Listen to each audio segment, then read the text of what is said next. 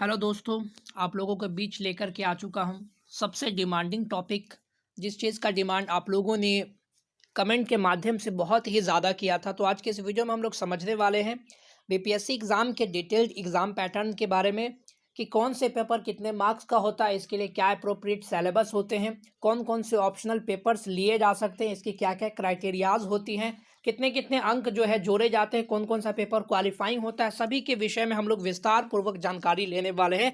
तो वीडियो के अंत तक जरूर बने रहें ताकि आपको विस्तार पूर्वक जानकारी मिल सके और इसके बाद आपको बीपीएससी के एग्जाम पैटर्न से संबंधित किसी अन्य वीडियो को देखने की कोई आवश्यकता नहीं है।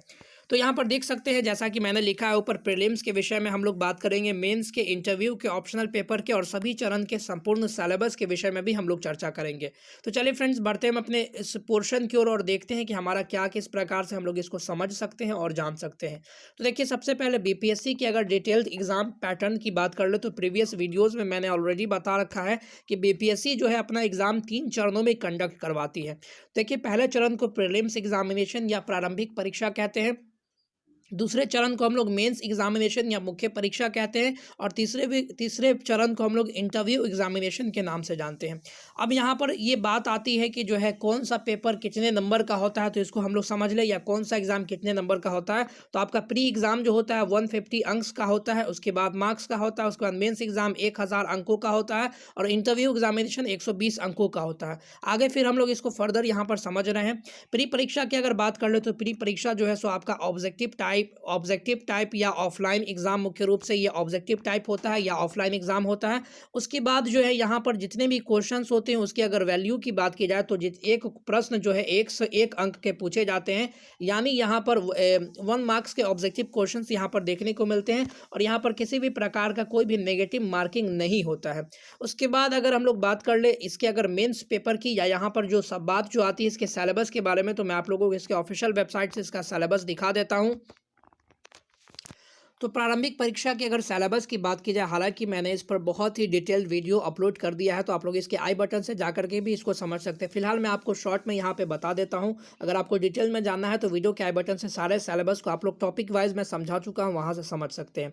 देखिए, आपके सामने मुख्य रूप से सामान्य विज्ञान के तहत जो है मुख्य रूप से राष्ट्रीय तथा सामान्य विज्ञान, अंतर्राष्ट्रीय महत्व की समसामयिक घटनाएं, उसके बाद भारत का इतिहास तथा बिहार के इतिहास की विशेषताएं, इसको मैंने डिटेल्ड वे में समझा रखा है। तो आप लोग यहाँ फिलहाल देखने को इसको देख सकते हैं, अगर चाहे तो इसका स्क्रीनशॉट भी ले सकते हैं या उन सब वीडियोस को देख करके आप अपना कंसेप्ट भी क्लियर कर सकते हैं। अब हम बढ़ते हैं अपने सेक्शन की ओर, अगले सेक्शन की ओर, जो कि मेंस एग्जाम का सेक्शन है।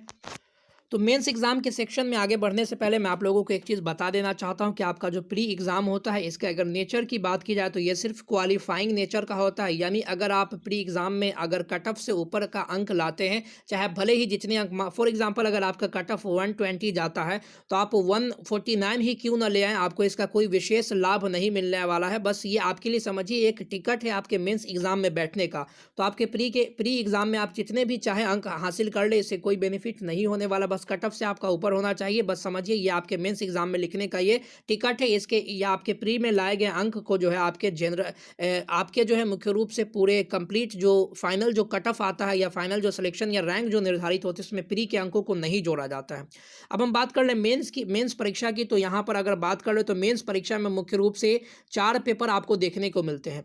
यहाँ पर पहला पेपर जो होता है जिसको सामान्य हिंदी का पेपर कहते हैं, जो कि मुख्य रूप से 100 अंक का होता है। उसके बाद पेपर 1 जो होता है ये मुख्य रूप से 300 अंकों का होता है। उसके बाद पेपर 2 की अगर बात कर ले तो ये भी 300 अंकों का होता है और पेपर 3 या जिसको आप ऑप्शनल पेपर कह सकते हैं वो 300 अंकों का होता है। अब यहाँ पर ओवरऑल अगर इसको कैलकुलेट किया जाए या इसको जोड़ा जाए तो ये टोटल 1000 अंकों का होता है। लेकिन इसमें भी समझने वाली बात यह है कि इसमें आपका पेपर 1 जो होता है जिसको सामान्य हिंदी का पेपर कहते हैं, ये आपके 100 अंकों का होता है और ये भी क्वालिफाइंग नेचर का होता है, यानी इसमें सिर्फ आपको 33%, यानी आप 33 या 30% कुछ इस प्रकार से अप्रोप्रिएट अंक है, सिर्फ आपको इसको पास करना पड़ता है, यानी इसके अंकों का भी जो है आपके इसके अंकों का भी इसमें आप जितने भी अंक चाहें हासिल कर लें, आपका जो फाइनल जो कट ऑफ निर्धारित होगा उसमें जनरल हिंदी और प्रीलिम्स के जो है इसको आपके नंबर को अंकित नहीं किया जाएगा। अब अगर हम इसके सिलेबस को समझ लें, पेपर 1, पेपर 2, पेपर 3 और ऑप्शनल के, तो मैं आप लोगों को सिलेबस भी दिखा देता हूँ। मेरे पास सिलेबस भी मौजूद है, जो कि मैंने बीपीएससी के ऑफिशियल वेबसाइट से लिया है। अब देखिए यहाँ पर सामान्य अध्ययन पेपर पत्र, यहाँ पर देखिए सबसे पहले हिंदी की अगर बात कर ले, तो यहाँ पर देखिए हिंदी की अगर बात कर ले तो ये क्या है, बिहार विद्यालय परीक्षा समिति के माध्यमिक अर्थात सेकेंडरी स्तर के यहाँ पर हिंदी के प्रश्न देखे जाएंगे, जिसमें निबंध से 30 अंक के जो है प्रश्न आपको देखने को मिल सकते हैं। उसके बाद अगर हम लोग बात करें तो यहाँ पर व्याकरण से आपको 30 अंक के प्रश्न देखने को मिल सकते हैं। उसके बाद वाक्य विन्यास से आपको 25 अंक के प्रश्न मिल सकते हैं और संक्षेपण से आपके 15 अंक के प्रश्न मिल सकते हैं। तो यहाँ पर ध्यान देने वाली बात यह है कि अगर कोई ऐसा विद्यार्थी है जो कि अपने सबसे पहले अगर कि मेंस का पेपर चेक होता है तो वो सामान्य हिंदी का पेपर चेक होता है। अगर कोई बच्चा इस पेपर में ही क्वालिफाइंग मार्क्स नहीं ला पाता है या उसे कम लाता है तो उसके अन्य विषयों के कॉपी को ही चेक नहीं किया जाता है। अब हम लोग बढ़ जाते हैं हमारे सामान्य अध्ययन पेपर 1 की विषय में। इसमें क्या क्या पढ़ना है, तो भारत का आधुनिक इतिहास और भारतीय संस्कृति, यानी भारत के आधुनिक इतिहास के अंतर्गत जो भी महत्वपूर्ण टॉपिक्स आते हैं वो आपको पढ़ना है। इसको भी मैंने डिटेल्ड में एकदम डिफाइन करके बता दिया है कि हिस्ट्री के कौन कौन से टॉपिक्स से आपके प्री और मेंस में क्वेश्चंस पूछे जाते हैं। इसको जाकर के वीडियो के आई बटन या चैनल पेज के बीपीएससी सिलेबस वाले सेक्शन से आप देख सकते हैं। उसके बाद राष्ट्रीय तथा अंतर्राष्ट्रीय वर्तमान घटना चक्र, उसके बाद सांख्यिकी विश्लेषण आरेखन एवं चित्रण, ये सामान्य अध्ययन पेपर 1 का ये आप कह सकते हैं कि सिलेबस है। सामान्य अध्ययन पेपर 2 की अगर बात कर ले तो यहाँ पर देखिए इसमें भारतीय राज्य व्यवस्था, उसके बाद जो है भारतीय अर्थव्यवस्था और भारत का भूगोल, उसके बाद भारत के विकास में विज्ञान और प्रौद्योगिकी की भूमिकाएं। अब देखिए इसमें पढ़ना भी क्या है, पेपर 1 और पेपर 2 में मुख्य रूप से देखिए इसको नीचे डिटेल्ड वे में बीपीएससी ने खुद इसके ऑफिशियल वेबसाइट पर इसको डिटेल्ड से समझा रखा है। देखिए पेपर 1 में आधुनिक भारत, बिहार तथा बिहार के विशेष संदर्भ में इतिहास और भारतीय संस्कृति के अंतर्गत लगभग 19वीं शताब्दी के मध्य भाग से लेकर देश के इतिहास की रूपरेखा के साथ साथ गांधी, रविंद्र और नेहरू से संबंधित प्रश्न भी सम्मिलित हो गए। तो आप देखिए यहाँ पर आपको पूरे डिटेल वे में समझाया गया, हालांकि मैंने भी इसको डिटेल्ड वे में समझा रखा है। तो आप चाहे तो यहाँ इसके ऑफिशियल सिलेबस को पढ़ सकते हैं, इसका स्क्रीनशॉट ले सकते हैं, या फिर आप हमारे वीडियो के माध्यम से आसानी से समझ सकते हैं। अब अगर हम लोग बात करें इंटरव्यू एग्जामिनेशन की, तो देखिए इसमें अगर हम लोग बात कर ले तो यहाँ पर देखिए हम लोगों ने देखा कि यहाँ पर पेपर 1 और पेपर 2 होता है। तो पेपर 1 और पेपर 2 के बारे में मैंने आप लोगों को बता दिया। अब बच रहा है आपका ऑप्शनल पेपर। अब बहुत सारे बच्चे इसमें कंफ्यूज हो जाते हैं कि ऑप्शनल पेपर का जो है चुनाव किस प्रकार से करें। तो फ्रेंड्स, इसमें आपको किसी भी प्रकार का कोई बाउंडेशन नहीं है, आप जो विषय चुनना चाहें वो विषय चुन सकते हैं। ऐसी कोई बाउंड्री या ऐसी कोई सीमा नहीं रखी गई कि जो बच्चा जिस सब्जेक्ट से ग्रेजुएशन करता है उसी सब्जेक्ट को ऑप्शनल चुन सकता है। आप कोई भी विषय चुन सकते हैं। जो विषय में अभी 33-34 विषय है, इनमें से आप किसी भी विषय को चुन सकते हैं जो मैं अभी आपको दिखाने वाला हूँ। फॉर एग्जांपल, अगर किसी ने ज्योग्राफी से अपना ग्रेजुएशन कंप्लीट किया या पीजी कंप्लीट किया, तो वो जो है वो इस चीज़ से बंधा हुआ नहीं है कि वो अपना ऑप्शनल जो है ज्योग्राफी ही ले, वो कोई भी विषय ले सकता है। लेकिन बेहतर ये होता है कि अगर आप ज्योग्राफी लीजिएगा तो आपने जो कुछ भी पढ़ा होगा अपने ग्रेजुएशन में, ग्रेजुएशन के पीरियड में, वो आपको जो है अपने मेंस के पेपर के ऑप्शनल पेपर में आपके लिए यूजफुल साबित हो सकता है।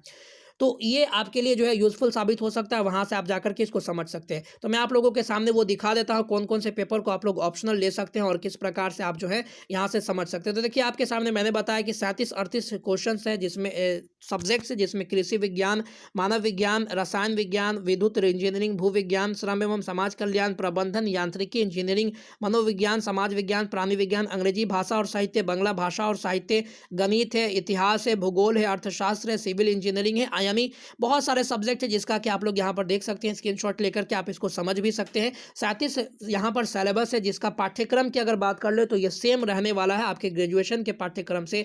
पटना यूनिवर्सिटी का जो ग्रेजुएशन का जो सिलेबस है, उसी सिलेबस के इक्वल भी इसका सिलेबस मुख्य रूप से आपका रखा गया है।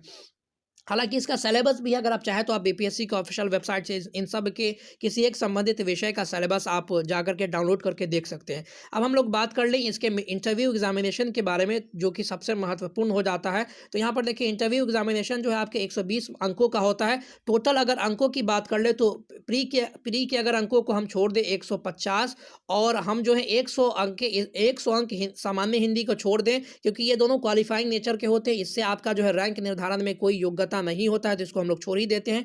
टोटल अंक जो हमारा हुआ 300, आपके पेपर 1 का 300, उसके बाद पेपर 2 का 300 और आपके जो है मुख्य रूप से ऑप्शनल पेपर का 300 और 120 अंकों का आपका इंटरव्यू। यानी ये आपके 1000 जो 20 अंक होते हैं, इसी से आपका रैंक निर्धारित होता है। और जो बच्चे इसमें सबसे ज़्यादा टॉप लेवल के अंक लेकर के आते हैं, उनको अच्छे-अच्छे पोस्ट मिलते हैं, एसडीएम वगैरह के पोस्ट उनको ही मिलते हैं। तो इस प्रकार से उनका पूरा जो है आपके सामने इस प्रकार से पूरा खाका निकल कर के सामने आ जाता है। तो फ्रेंड्स, मैंने आप कोशिश की कि आपको पूरे तरीके से डिटेल वे में सारी चीज़ों को समझाई जाए। अगर इसमें किसी भी प्रकार की कोई आपको ऐसी जानकारी जो छूट गई है, तो आप लोग कमेंट के माध्यम से वो सारी जानकारी हमारे वीडियो के कमेंट में लिख कर के पा सकते हैं। तो चैनल से जुड़े रहिए, इस प्रकार के और भी इन्फॉर्मेटिव वीडियोज़ इस चैनल पर जल्द ही अपलोड करवाए जाएँगे। और बीपीएससी के प्रीवियस ईयर क्वेश्चन पेपर की सीरीज़ भी शुरू करवा दी गई है। तो आप लोग वहाँ से जाकर के अपने बीपीएससी के प्रीवियस ईयर क्वेश्चंस को अच्छे से एनालाइज़ करें और वहाँ से पढ़ने की कोशिश करें। तो फ्रेंड्स, मिलते हैं अगले वीडियोज़ में, तब तक के लिए धन्यवाद। God bless you all.